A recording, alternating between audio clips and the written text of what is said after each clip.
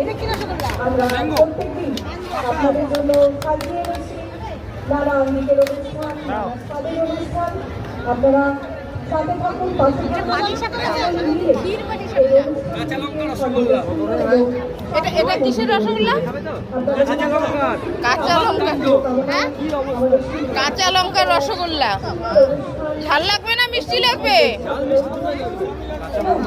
আর এটা এটা এটা এই রসগোল্লাটা ম্যাঙ্গো।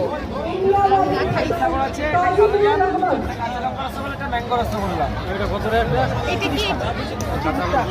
20 টাকা। এই 20 টাকা এক পিস। এটা এক পিস? এটা একটা দেবো? কত? ও 50। 50। ওটা 30 টাকা। আর শুকনোটা 20 টাকা। এটা একটা। এটা 50 না?